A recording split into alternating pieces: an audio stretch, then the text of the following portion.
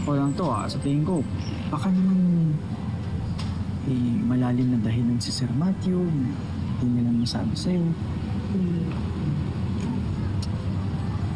Hindi ko alam eh.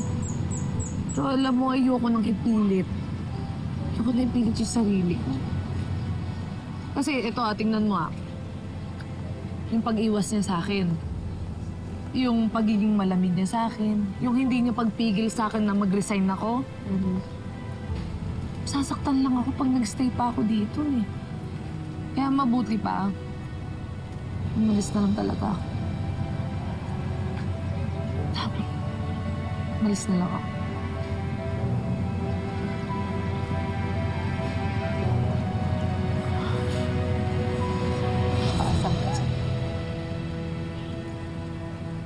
Hindi mo dapat tinanggap yung resignation letter ni Kit? Bakit hindi mo siya kinonvince na mag-stay? What else could I have done? She received a great offer. It'd be selfish of me to stop her from taking it. Well, maybe you shouldn't have pushed her away in the first place. Hindi naman siya mag-iisip na umalis kung hindi mo siya iniiwasan. Ju, you think I'm pushing away because I want to? I'm only doing this for you. Because I know if you see us together, it's just gonna cause you more pain.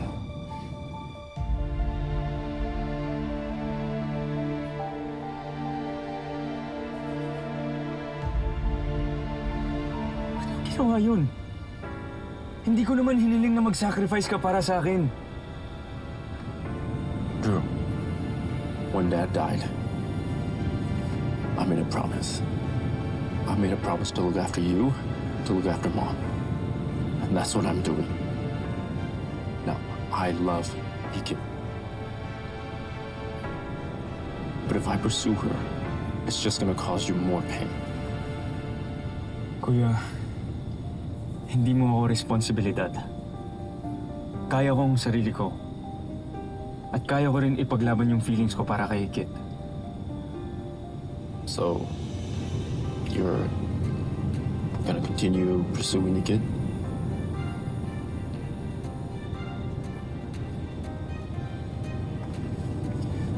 Oo, kuya. Alam ko na turn down na ako last time. Pero imbis na magmukmok, ipaglalaban ko yung feelings ko. Papatunayan ko na karapat-dapat ako para sa kanya. At hindi ako titigil hanggat hindi niya makita yon.